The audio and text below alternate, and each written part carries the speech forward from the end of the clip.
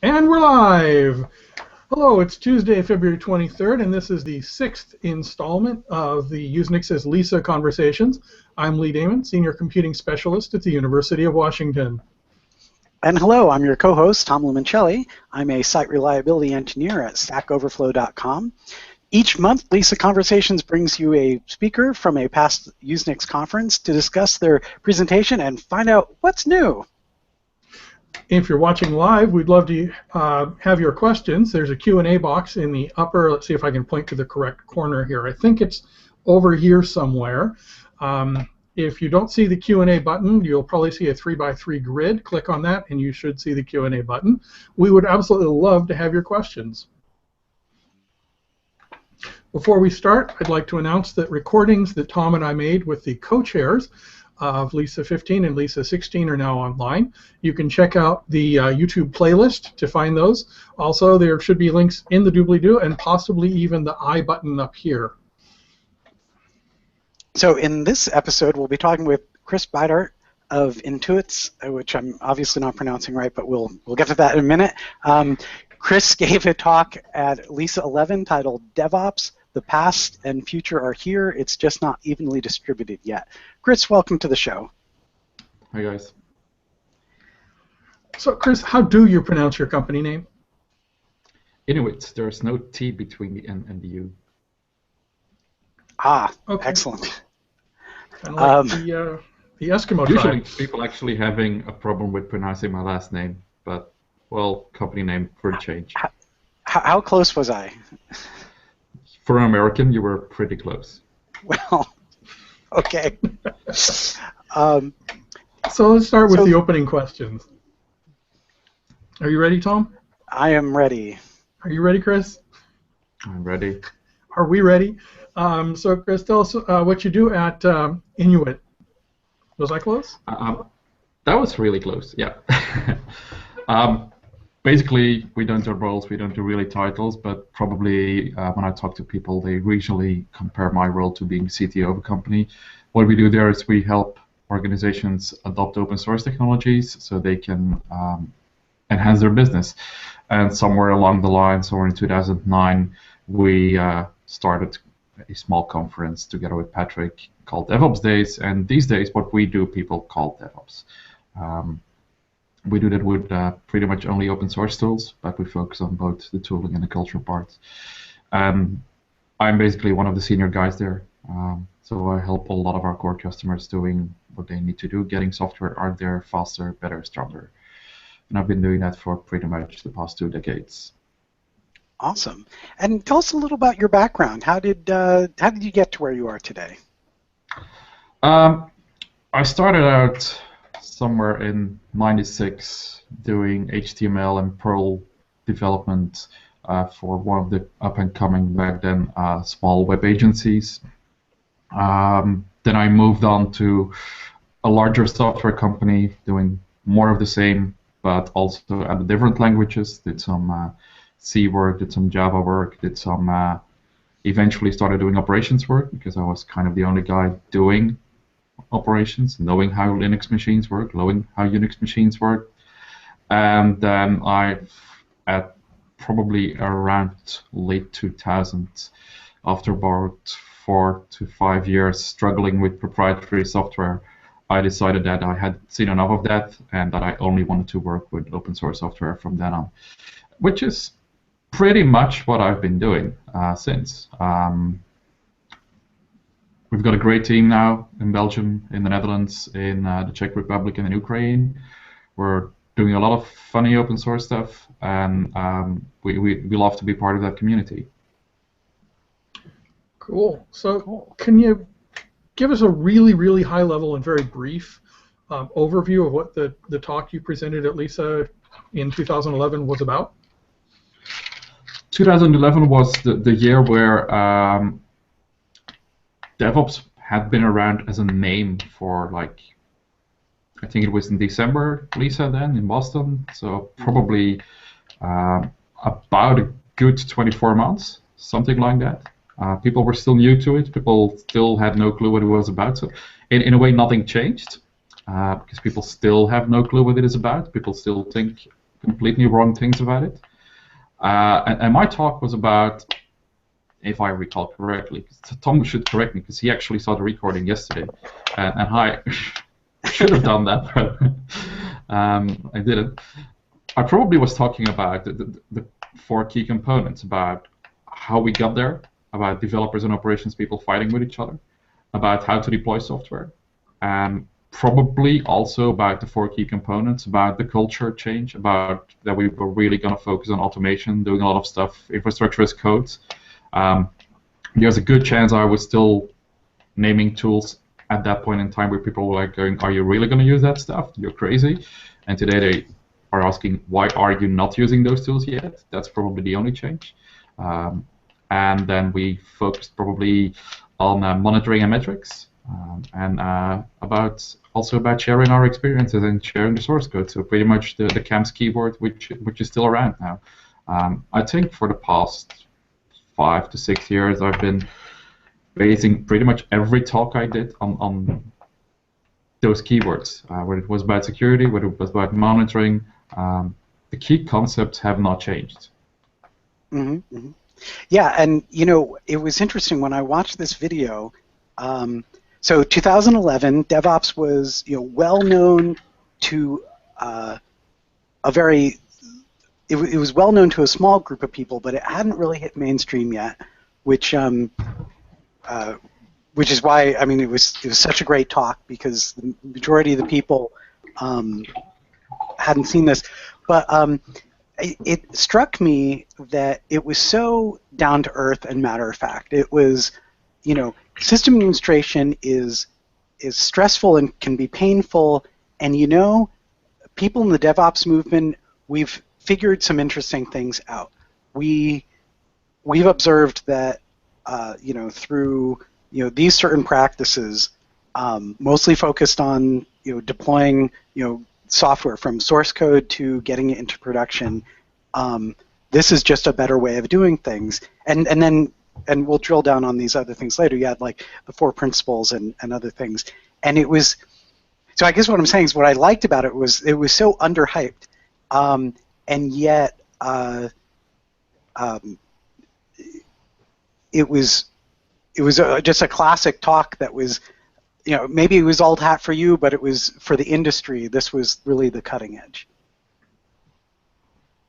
It didn't feel to me like the cutting edge, and it for a lot of the talks I gave, there's a large chunk of the imposter syndrome popping up. Like, guys, this is just regular stuff. Why are you so interested? Why are you so surprised? Because to me, this is just how we had been working before, and there was in the stuff I was talking about, nothing really shocking, nothing really new, which was kind of one of the reasons that before that we didn't submit topics like that to conferences, because a bunch of us who were doing that kind of work were like, yeah, but this is how everybody does it.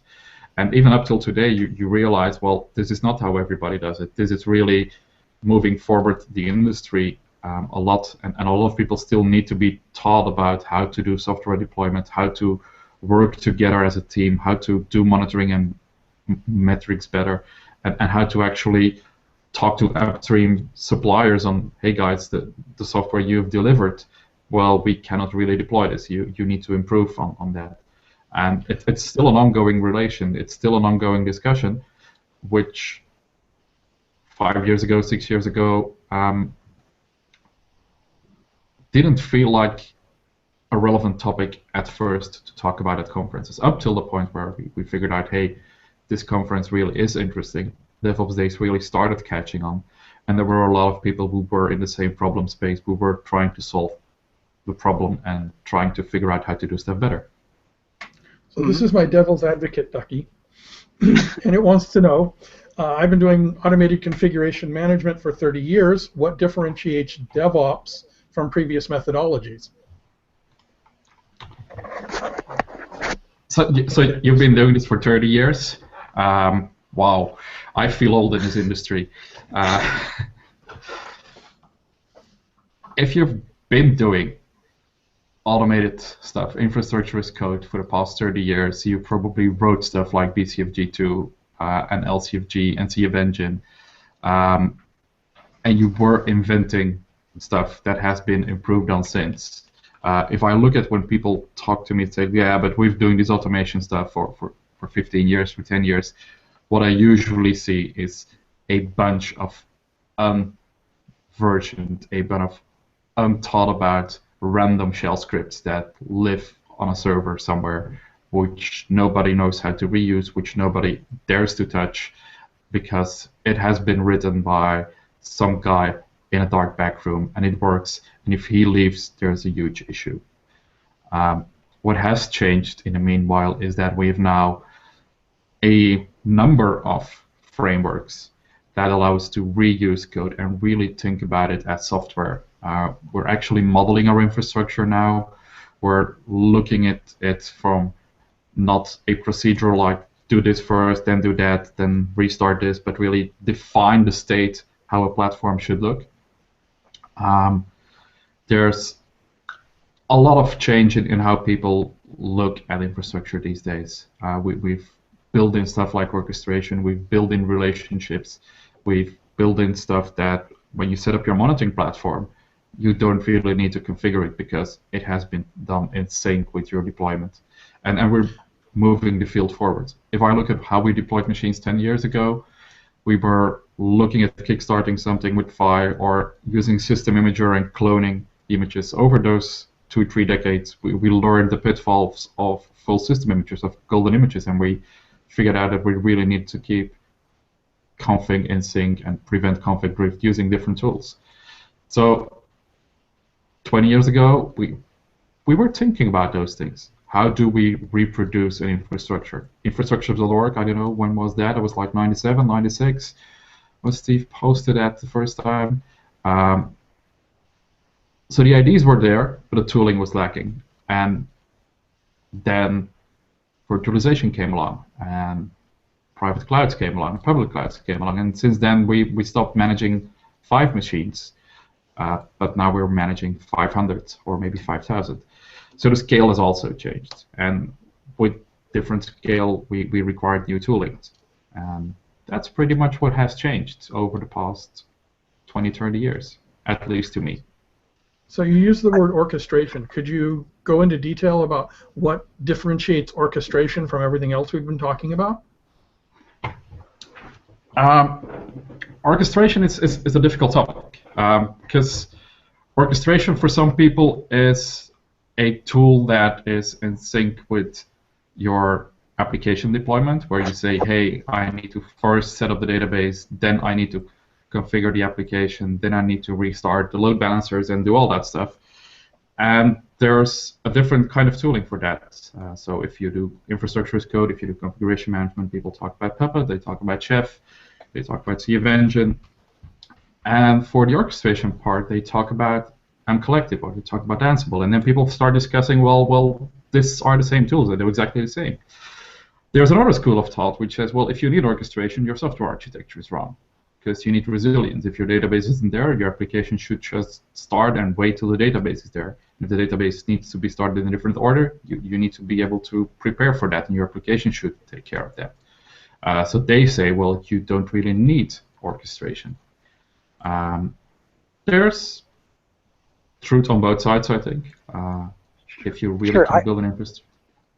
Yeah, Tom. If I can answer Lee's question a little differently, I think configuration management is getting one machine configured right. Orchestration is when you need communication between machines. So to upgrade a web server, you might have to talk to your load balancer to take a certain web balancer out of, put it in maintenance mode or whatever, take it out of production, then you upgrade the machine, then you put it back in production, and that kind of cross-machine state elevates the task to something that's more complicated, and people often call orchestration. Also, Lee, I think you brought up a good point with the what is this different than what people have been doing for 30 years?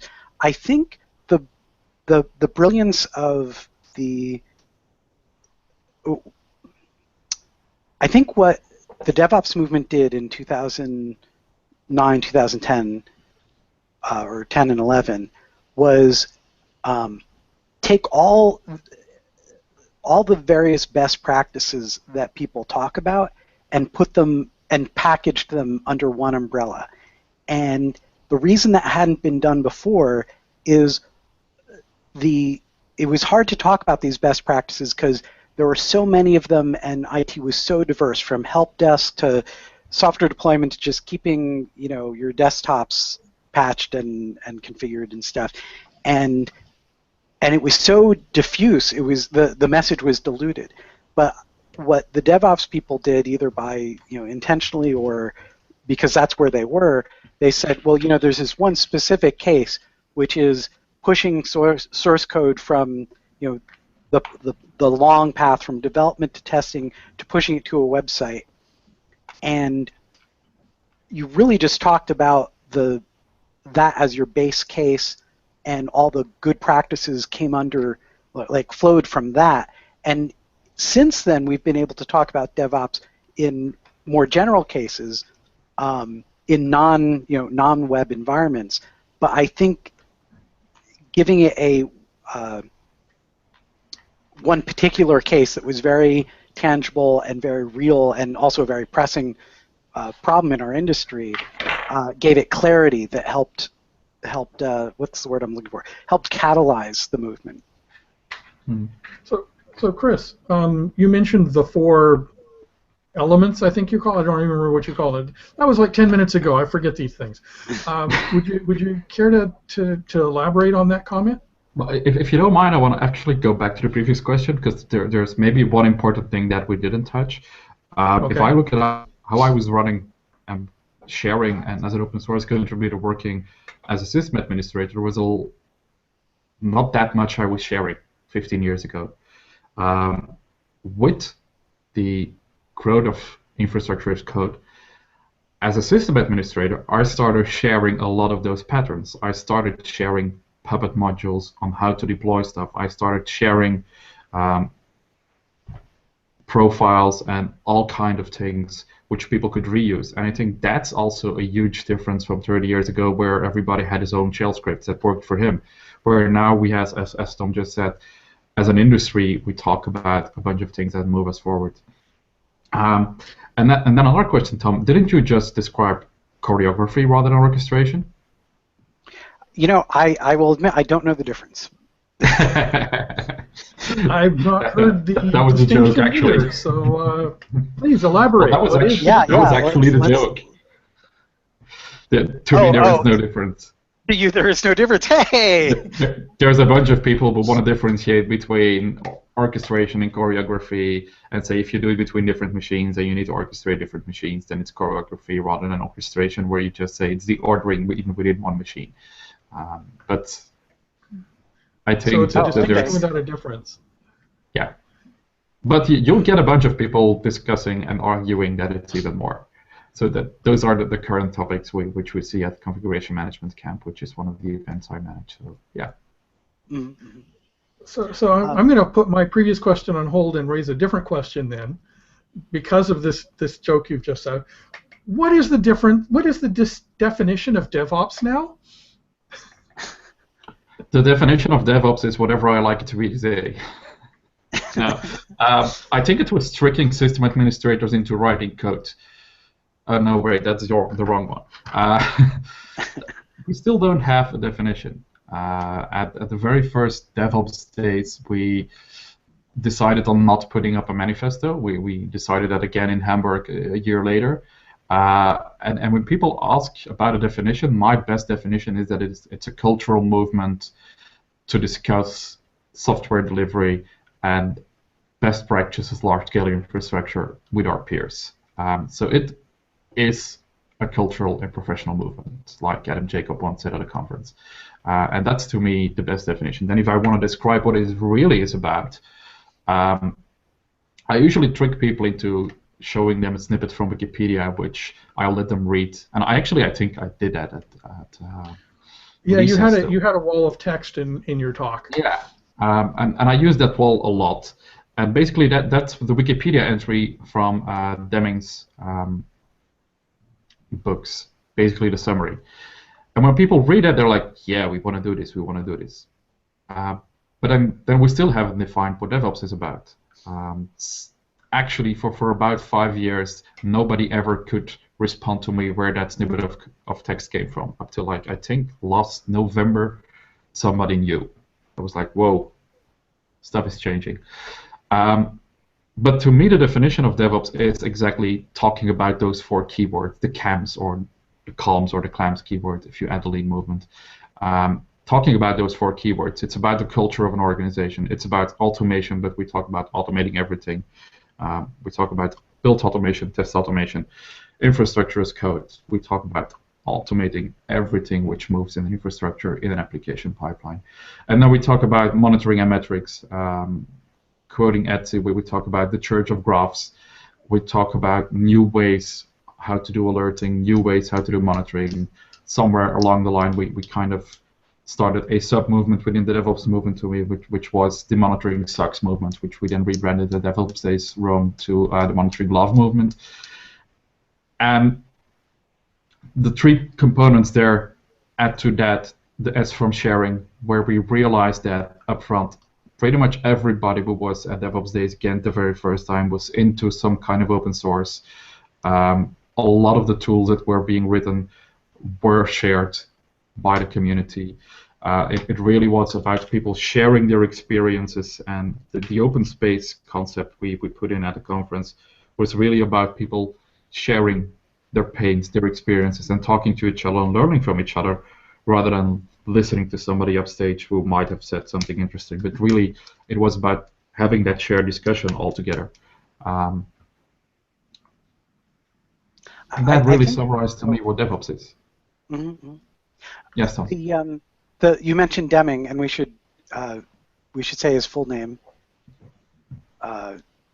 which I'll let you do so I don't mess it up. Oh, wait, then I need to figure out where the book is hidden again. It's somewhere there. While he's doing that, I want to remind people about the Q&A button. Please put in your question for us to answer. So Deming is the person that helped Japan after World War II understand manufacturing principles. And he came up with all of these things that now we call either just-in-time manufacturing or lean manufacturing or the Toyota processing system. People are going to, I'm sure they'll flame me for getting some of those acronyms wrong. But anyway, and I... Put them in the comments, folks. Put them in the comments. So an answer that is completely accurate but totally unhelpful is DevOps is applying that lean manufacturing technology to IT. Of course, that's not a useful answer because if you don't know what lean manufacturing is, it's not going to help you. But I think the interesting thing is, oh, there we go. Yes. Say something, Kris, so the camera focuses on you. Oh, yeah, so I managed to find the book.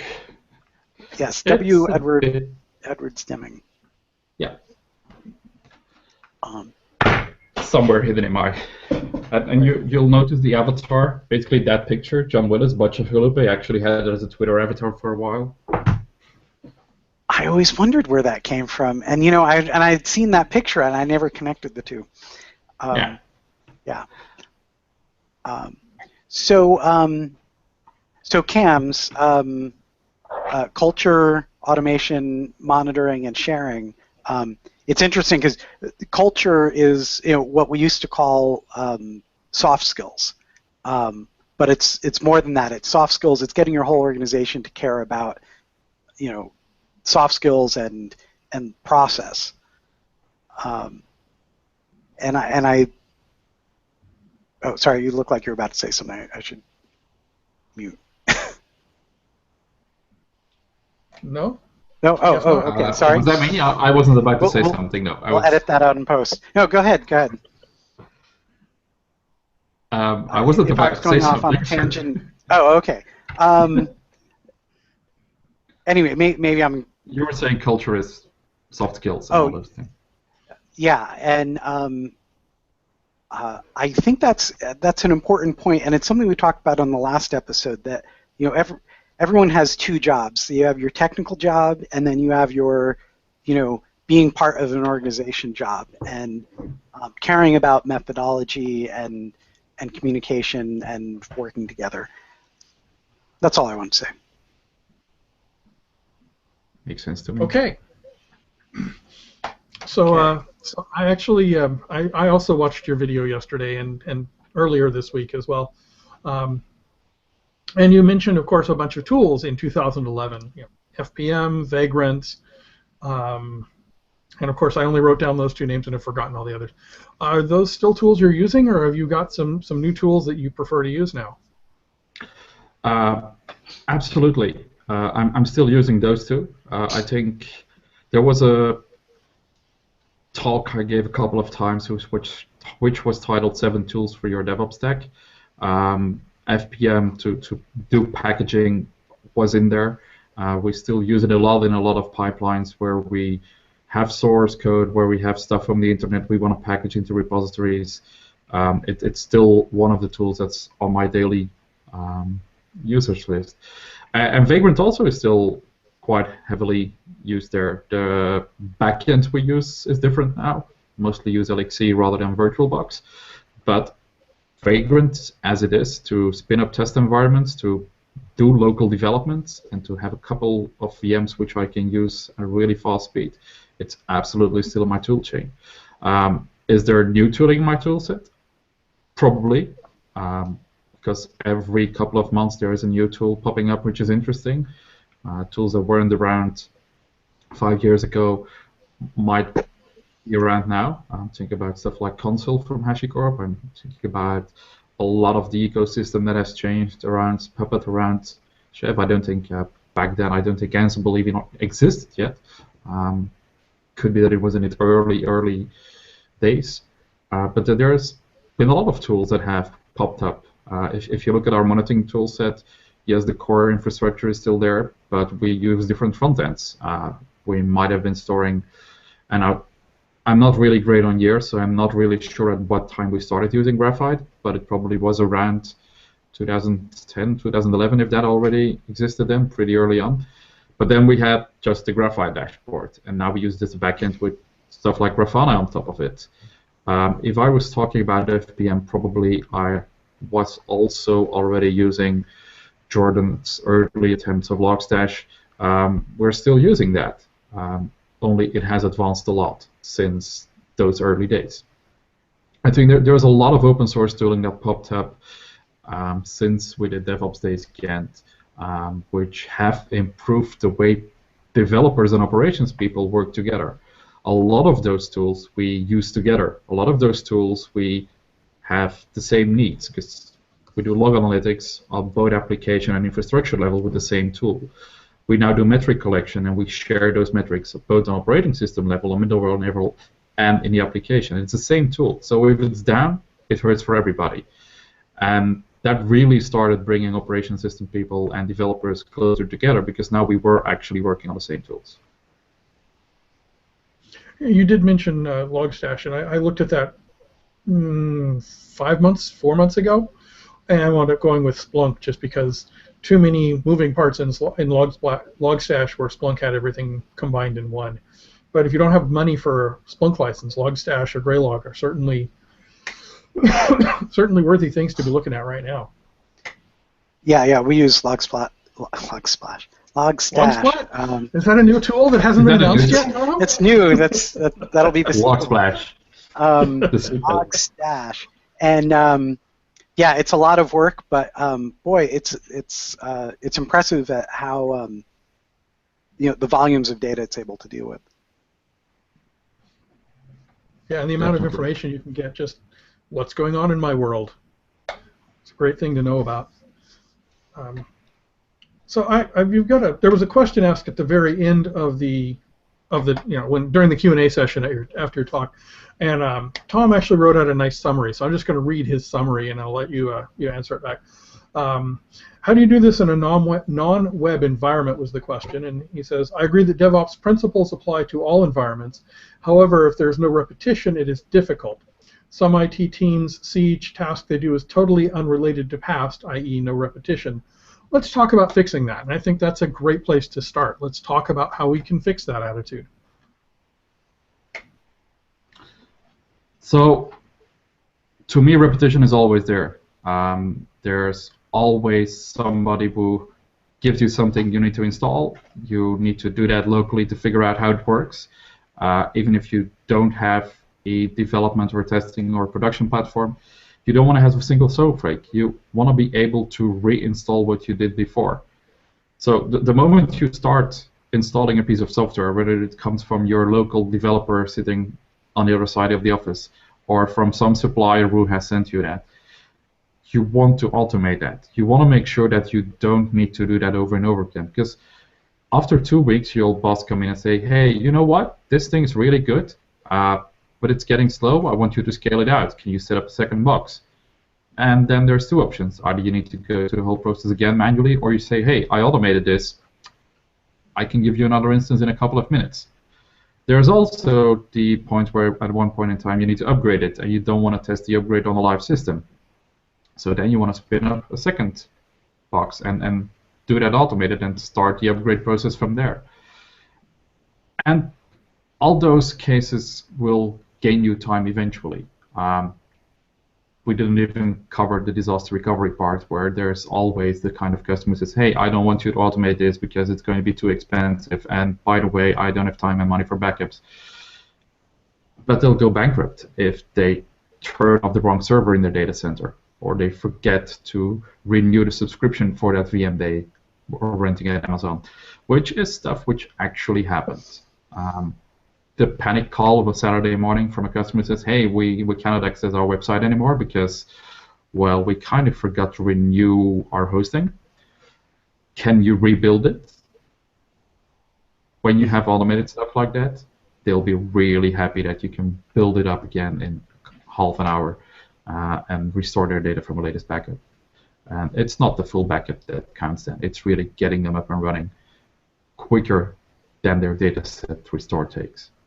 I think the question also comes in a lot of setups. Well, this has been done in a web environment initially, which was already a wrong assumption, because a lot of the learning experience we had into working with teams together was not in web environments. It was in R&D environments for a telco manufacturer where I was working, and for Patrick it was in government applications, and a lot of other people were doing this in completely different areas.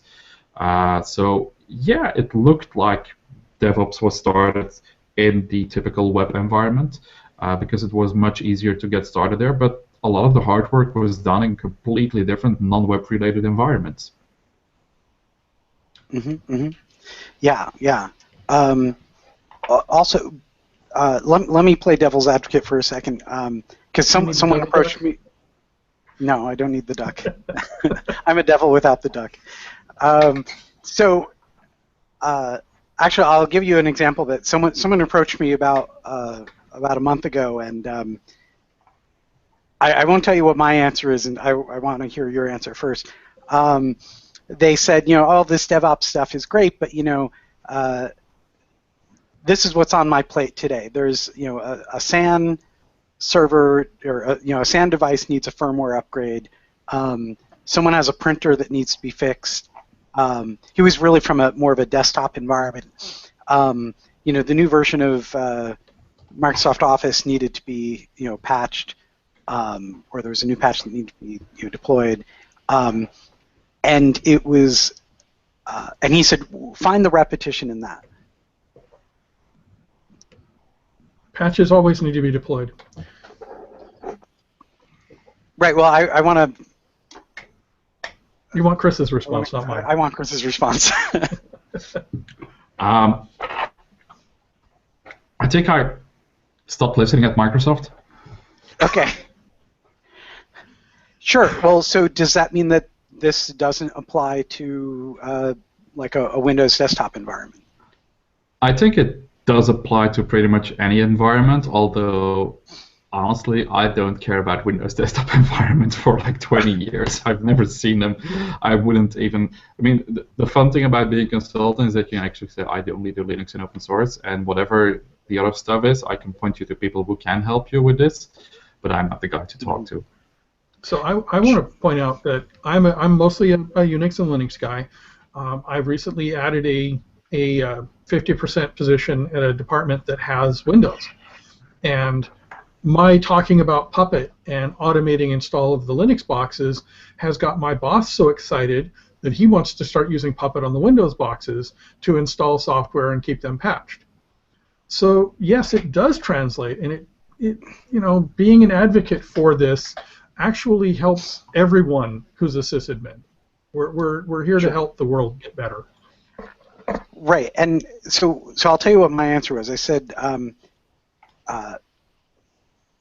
the reason that upgrading the firmware of your SAN is kind of a scary thing is because you don't have a test environment, and maybe a test environment is too expensive, but there are techniques, rollback and stuff that if you're thinking in those DevOps terms, you can make that better.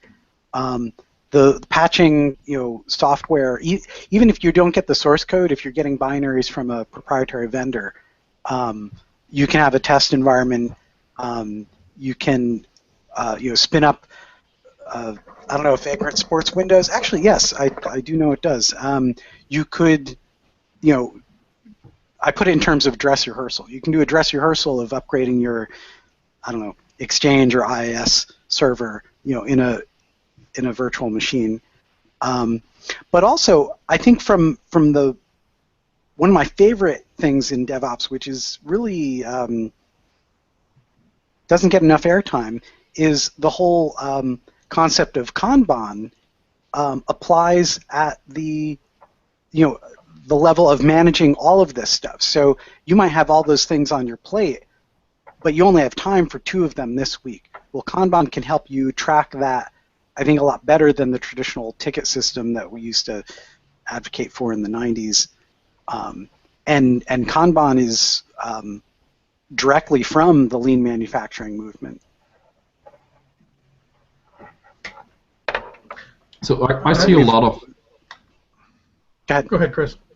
Okay, so I see a lot of operations teams who had absolutely no clue on how they were working, who were just getting constantly interrupted by people who were walking into the office, helping, like shouting like, "Hey, stuff is broken, fix this," or "I'm shouting louder, can you please help me first?" And by setting up a Kanban workflow, those ops guys now could actually say, "Hey, we're working on these 2 topics now. There's only so many things I can do at once," and they manage to actually get a flow into their workload. They manage to actually stop starting and start finishing stuff. And suddenly their end user were not walking into the office every 5 minutes. They were just realizing, hey, those guys are busy now. If I just create something in the backlog and I assign it correctly, they will pick it up. And it's not going to take us 6 weeks anymore because they now actually start working on something, finish it before they get interrupted.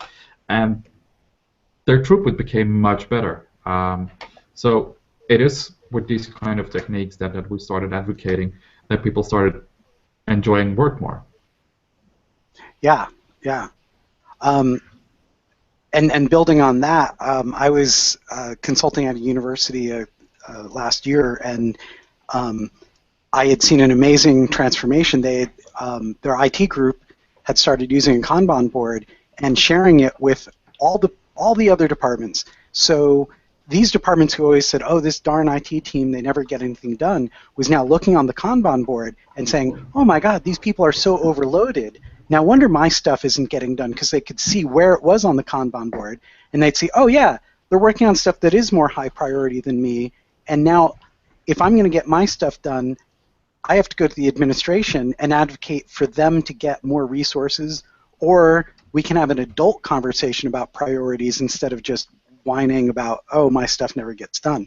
And it was quite a transformation for them.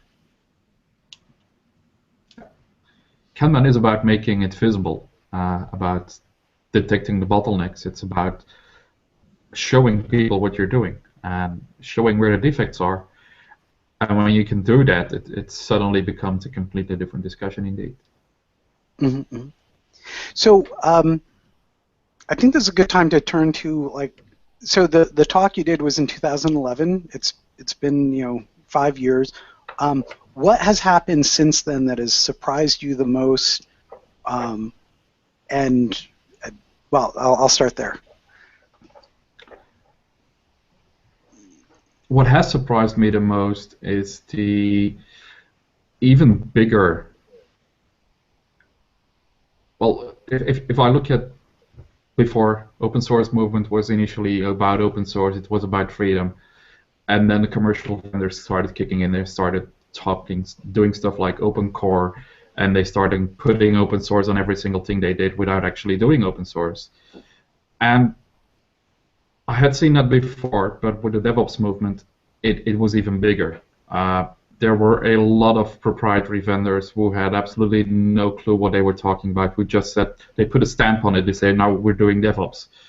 And it were the same tools that didn't work before that actually were widening the gap between operations and developers. It were those same tools that didn't allow us to automate stuff. It were those same tools that were pretty much blocking developers to move forward faster.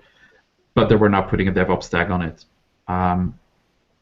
And that really surprised me. The marketeers really have been trying to take over by trying to sell the stuff they have been trying to sell ages on us, and now trying to jump on the hype and say, hey, let's call this DevOps and it will work. And what surprised me most is that still a lot of people out there just take the bait and buy the stuff. They still have not realized that, just like security, DevOps is not something you can buy from a vendor and be done with. That it is really a journey you need to take and transform your organization into a completely different organization which works different and works together on something. And still a lot of people expect, well, hey, if we buy this product, we're going to be DevOps. You can buy a box that says DevOps on it, press the on button, and have DevOps? Yeah, and you can buy stuff where they actually say you are certified in a DevOps. It's like, how can you be certified in not being an asshole? Because that's what it comes down to. We've seen those kind of organizations pop up, say, hey, we're the DevOps Institute, we're going to certify people, and half of the community says, like, what are you talking about? So is your surprise that that's happened, or that... I'm not surprised that it happened, but I'm surprised at the scale it has happened. You know, I've been in technology for, I don't know, many decades, and what I've seen is this, you know, every 5 years, some consultant comes out and says, oh, we're doing software development wrong, and here's some new methodology, and it becomes popular for a year, and then everyone realizes that they were just making up stuff as they went along, and it fades away. And this is really the first time I've seen a movement that was based in reality. It wasn't, in theory, the textbook says we should do this. It was in the field, we've seen this work. It was about people sharing their experiences. Yes, let's share what worked instead of what some consultant thinks should work. And so now at least when consultants come in and say, you know, I'm going to be DevOps certifying you, at least it's based in something that we actually know works. But yeah, I agree. It's amazing. I was at I won't name what conference recently, but big vendor show, and every vendor there, or not every, many vendors were taking what they had been selling for decades, but now saying it's DevOps, or this will help you achieve your DevOps goals. Yeah, I mean, I've seen those. People put a DevOps sticker on hardware. It's like, what? Mm-hmm. Well, this is the definition. I mean, this is the danger of not having a definition of DevOps. Since it's undefined, anything can be DevOps, right? Well, I'm going to take a moment and remind our live viewing audience about the Q&A button. You still have time to get a question in if you want to. And then I'm going to completely derail this conversation because that's what I do best. Trade shows, vendors, we've been talking about that, act as if DevOps is CI/CD, continuous integration, continuous development. Is this a simplification or a miscommunication? Say again? CI/CD actually stands for continuous integration and continuous delivery or continuous deployment, and not continuous so development. we can't even agree on what the acronyms mean. Well, why don't we drill down? Why don't you go through CI, CD, and the two different things that are abbreviated CD? So CI basically means that you do continuous integration of the software you build with the other components that are there. You are constantly testing the stuff you write against what's there, and you make sure that it doesn't break other stuff. When you are sufficiently mature in your testing and you have automated that, you can actually go to a point where you say, hi, I'm going to continuously deliver this. So every successful commit, every successful build that goes through the testing, which is good, where we have certainty that this will work, we deliver that. And if you have even a more mature layer, then you can say, hey, well, we didn't deliver that up to a point where people can say, hey, I want to deploy this. No, we're really going to automatically deploy this. So the mindset of a developer there changed, where sometimes back in the days when he wrote code, it might eventually end up in production. Now his mindset goes to, if my code is good enough, if I didn't write a bug that was easy to cure it will go through production. And it will go to production not in 6 months, not in 3 weeks, but today, this afternoon, in about 10 minutes, depending on how long the tests will run. And that brings for a lot of people a lot of value because they have a faster time to market. They have a much better way into delivering new features to their end users. And they also have a better security, because if there is a security itch now, like pretty much every week these days, traditionally what people have, hey, this thing is broken, but I'm not sure how to upgrade this. If I'm upgrading it, it might actually completely break. So I'm not really sure if I want to upgrade this. And what we've got now is that we've got test scenarios that we have people who automatically test all these things. And when they want to upgrade a certain component, we go like, hey, this test was successful, so I don't need to be afraid that I'm going to break the upgrade, so it's going to work. So testing and security have helped us. Well, security has helped us to push continuous delivery forward, because in a way, security requires people to be able to faster deploy their software. And for a lot of people, it's just that. But it's just this rapid release. Change. Mm-hmm. They forget about the culture change. They forget about the monitoring and the metrics that need to be put in place, and they just focus on software release automation. And a lot of vendors do that. I saw someone speak. A woman from Target spoke at a conference recently, and she was saying that they refer to it internally as rapid release. It's, there's a security bug, we can recompile and release, and it's in production quickly. We write a feature, and they call it rapid release because they had been using the term DevOps, but everyone had a different definition of it, and it was mostly misconceptions about what it was, and so they came back and said, oh, forget this DevOps thing. We have this thing called rapid release, and everyone got on board with that. And then once they were on board with that, it was like, okay, this is really DevOps, but now we've shown you what it can do, right? So sometimes you can't. Continuous might not be immediate. My continuous is quarterly, because I'm supporting people who are doing research. And if the systems change, then they don't know if their code change sped things up or if my releasing a new libc sped things up for them. So I have to be very careful in my release deployments, but I'm still doing regular maintenance and regular deployments. So it's not like you have to be afraid, oh, I'm going to do DevOps, it's going to break the world. You can still plan this stuff out and test it properly and do the level of deployment that works best for your users. Well, I'd flip it around. I'd say you want to do, in that environment, you want to do continuous CI/CD to your beta area, and then when you do have permission to do your quarterly release, you have the confidence that this will work because it's been running in beta continuously and continuously upgraded and fixed. There's a bunch of different approaches. It's basically not about the features you deliver to the end user, but it's about the code base you deploy. So you could be doing continuous deployment and actually constantly updating code base without giving the users a new experience up till the point where you say this is marketing based, or there's a legal constraint, or your quarterly releases where you just flip the switch and say, hey, now you got the new version. But the code base might already have been there.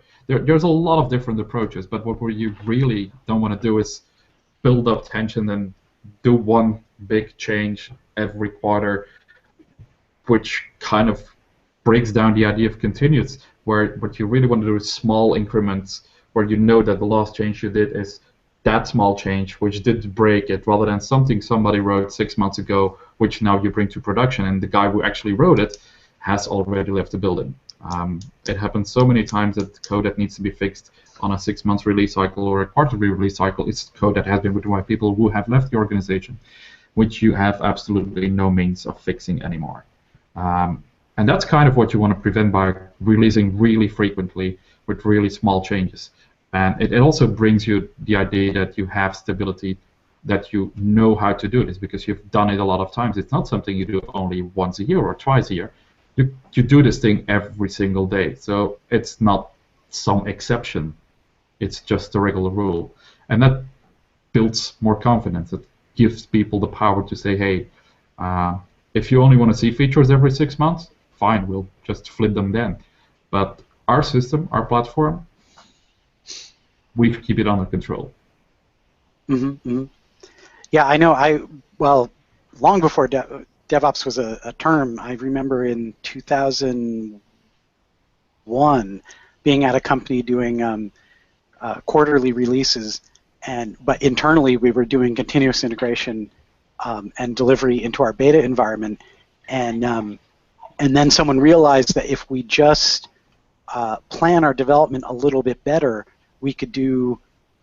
We were making a physical appliance, so it's not like we could just upgrade people in the field, every 10 times a day. But we went from every 3 months to every 1 month, and customers were blown away. I mean, asking for a feature and getting it in 1 month instead of 3 months was, groundbreaking to these customers and gave us a competitive edge. And I think that's why DevOps really catches on, because I don't think a CEO understands CI and all this technology, but when you tell them we're going to go from idea to delivered faster, they say, "Oh yeah, I want that. I don't know the CI/CD stuff, but I want that. From the little UI glitch fixed today to a real feature fixed tomorrow." Yeah, definitely. That is one of the key points that CIOs and CEOs want to see change in their infrastructure. Mm-hmm. And it's also just a big flip from the stereotype of IT being the organization that always says no. And I've been that guy. I've been, hey, we can't do that upgrade. Every time we do that upgrade, it's, a month of work, and it's difficult, so we only do it, once a year, twice a year, going instead to being in the position of saying, like, upgrades, not an issue. Just, give me the new code, goes through all the testing, and we have the confidence to push it out. And that's where automation is really key. Yeah. Well, I say testing. Testing breeds confidence. Right. I agree. Tom, you have an interesting word you've written here in our notes, devministration. Oh, yeah. Kris, you used the term devministration in the presentation. I haven't used that word for ages, but there was a period of time where there was a discussion about, is this the new job title for operations guys who write code? We had things like Agile System Administration, DevOps, Devministration. All those things were kind of words that were 2009, 2010 were popping up. A lot of the early resistance from traditional system administrators were, no, we're not going to write code. We're going to do operations work, and we're not going to.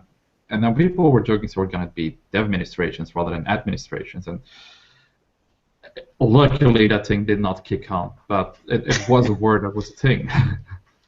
Well, I don't consider myself a programmer, but I've certainly written a lot of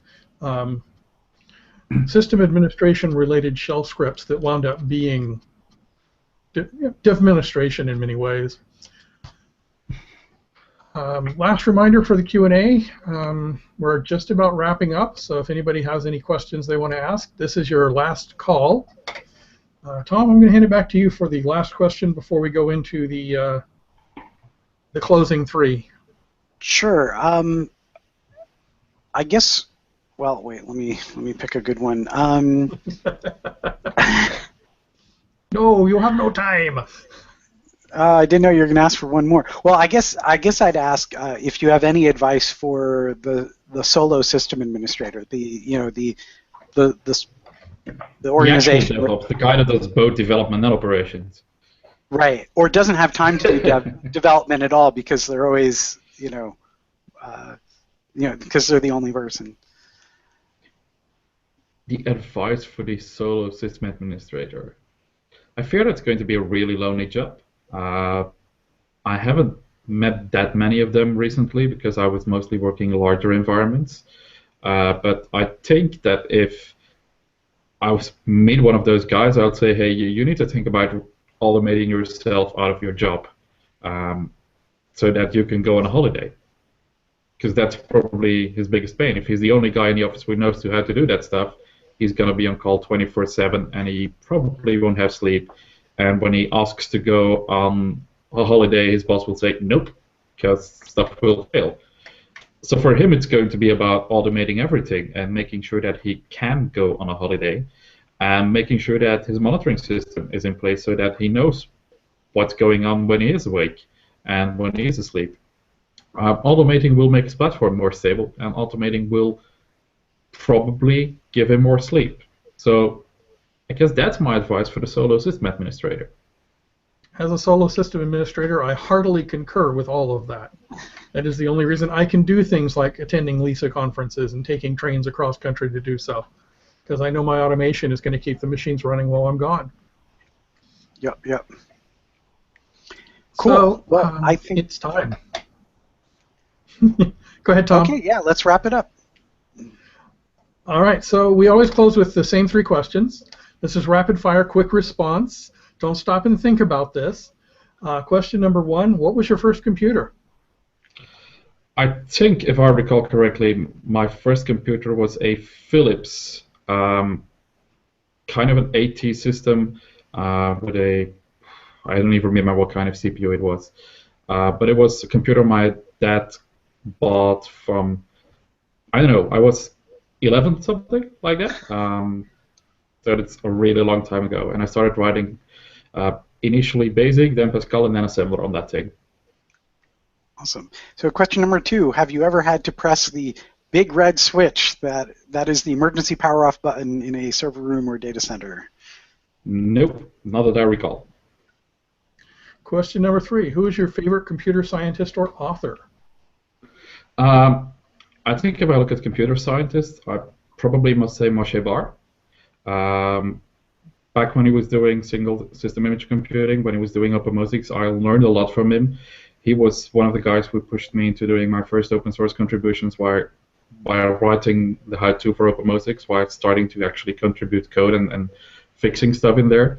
And even though I was already really convinced about open source, that to me was one of the people who had so much vision about where the industry was going, and being able to both build it and manage teams that did so. Basically what I did with Xen and KVM afterwards also was really a huge push for me into getting stuff done with open source. Cool. Well, Kris, thank you so much for joining us. It is an honor to have you on our show, and just a gift to hear your insights and your vision. Thank you so much. You're welcome. That brings us to the end of this month's LISA conversation. We hope you enjoyed it. I want to thank Kim from Usenix for the backstage work. I'd like to thank our live audience for being with us, and I especially want to thank our guest, Kris. I'm not going to say your last name. I'm going to murder it, so I'm just not going to say it. Apologies in advance and afterwards as well, from Inuits for joining us. To our listeners now and in the future, if this conversation inspired you to submit a conversation, or I should say a talk or a tutorial or something for the LISA conference, the preliminary call for proposals closes next week, but that's an early bird call. The regular call, you still have several months. Take a look at the website for detailing. for details, I should say. Our next conversation will be March 29th, 2016. We hope you all join us. You'll find details about it at the website. This is Tom Limoncelli. And this is Lee Damon. Thanks for joining us, and we'll see you next month.